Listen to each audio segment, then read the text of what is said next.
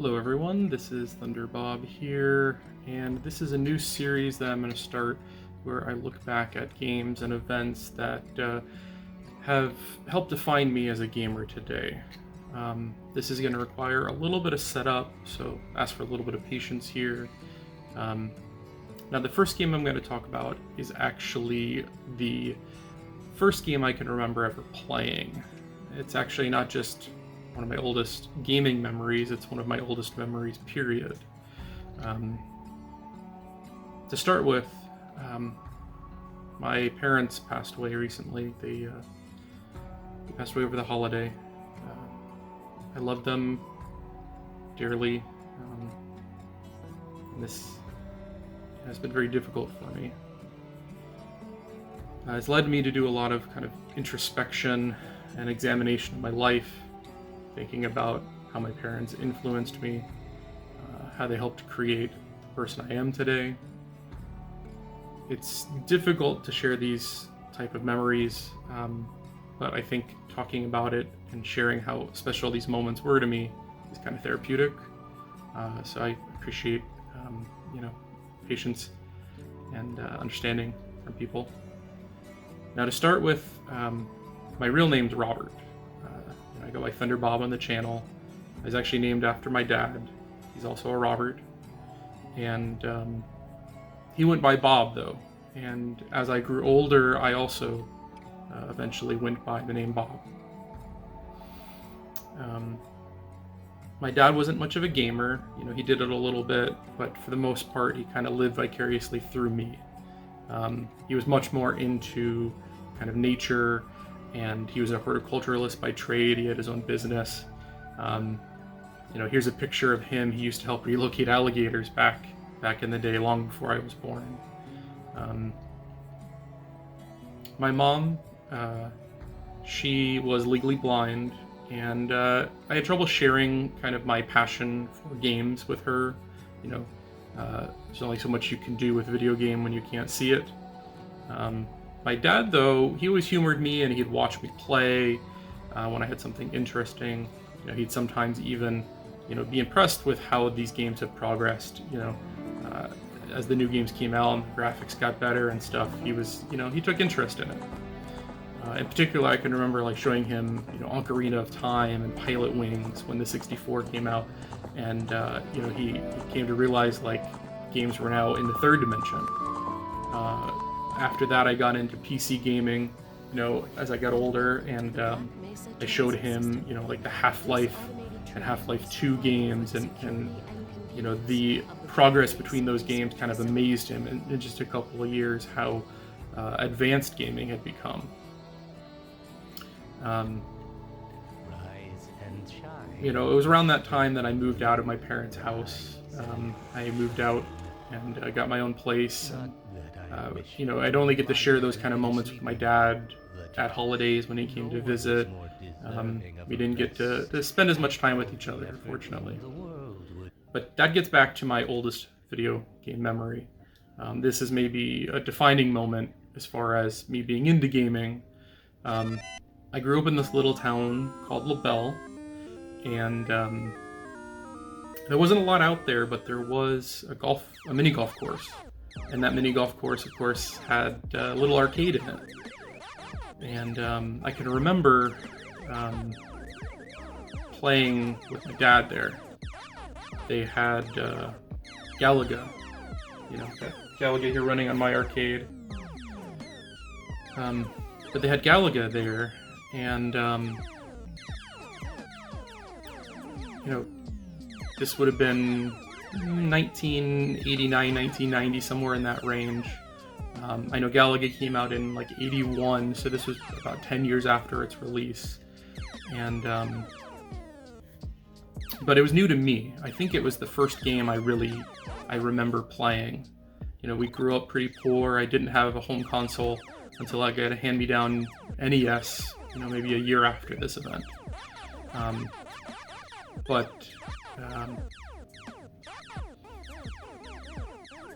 We were playing Galaga at the mini golf course, and I can clearly remember my father. He was at the controls, and we get to the second level, and I can remember there's that trick. where the ship comes down and a tractor beam comes out, and if you let the tractor beam take your ship, it takes it up to the top part of the screen, and then you start another life, and if you can manage to recover that ship, you then have 2 ships. And for whatever reason at the time, this was kind of mind-blowing to me. I was new to gaming. I don't know that I've ever even played a game. I'm pretty sure this is my first gaming memory. The idea that you didn't just blow up all the ships, but there was some strategy and some thought behind it. Even to like a little kid, this trick blew my mind. But beyond that, the fact that my dad knew this trick was even more mind-blowing, because, to me, my dad had never played games. As far as I knew, my dad didn't know anything about video games. But something that you start to realize as you get a little older is that your parents had a life before you were born. I've got a daughter myself, and I'm sure she thinks, she's about 4. I'm sure she thinks these 4 years are my entire life. But, I had a full life before I met her. I mean, it's amazing now, but, my father, thinking about it now, is he probably spent some time in the arcades and picked up this trick and was now passing it on to me. That game and moment influenced me greatly. It was the first time my father had shared a game with me. The first time I can remember ever playing a game. It started a love for that shoot-'em-up genre. I've got an arcade cabinet in my living room, and I play a ton of those games. I had my dad over here just a couple of months ago, and we were here playing some of those same games again. That's why, this is maybe one of the defining moments in my kind of gaming life. I know that's not everything in my life, but it's a part of my life. I thank him for that, what he gave me.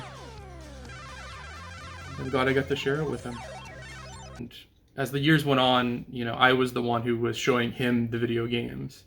But he started that kind of love of them in me.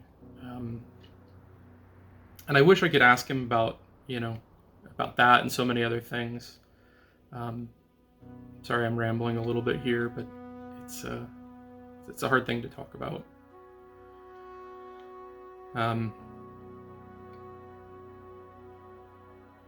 I did continue to share games with him, as they progressed over the years, from that Half-Life 2, to virtual reality.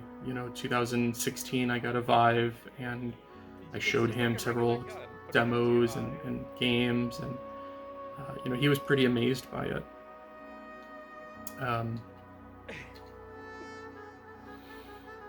I think he was most amazed by like Half-Life Alyx. I remember just a couple of months ago he came over, and I showed him Half-Life Alyx and Google Maps, and Half-Life Alyx.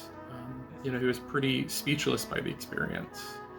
And then Google Maps, he used it to walk around some of his old neighborhoods, and he came away, kind of teary-eyed, visiting these places he hadn't seen in years. The very last time I saw my dad was just a few days after my mom passed away. We had spent the entire day together, and he'd come over for dinner that evening. And after dinner, we were sitting in front of the computer looking at some pictures of Mom together. And when we were done, I asked if he wanted to see the newest game I was playing, and it was Cyberpunk. I know he really enjoyed Blade Runner. It's a movie that we both enjoyed together. And I thought it would be something that maybe would bring a smile to his face. And so we I just showed him a couple of minutes of Cyberpunk.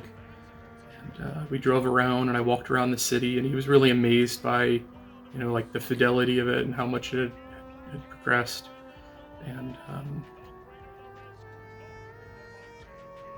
he was joking about let's find Harrison Ford, and later we stopped playing. We went downstairs. We spent the rest of the evening together and walked him out to his car, gave him a hug, gave my daughter a hug. And it was a few days later that he had a cardiac event and passed away. But I'm grateful for those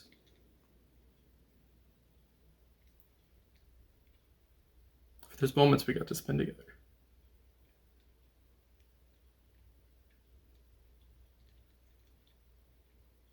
The pieces of those life that he shared with me, and that he took interest in my life, and I'll treasure those moments forever. This is just a good memory of him, and it really shaped a lot of who I became. I appreciate, if you're watching, and if you've watched some of my videos, if you've got someone you haven't been in contact with, a family or friend, reach out to them. You never know when you might lose them. With my mom, I had some warning. With my dad, I didn't, and it hurts not to have them there. So, sorry that this is a kind of a downer. Didn't mean for it to be, but thanks for watching.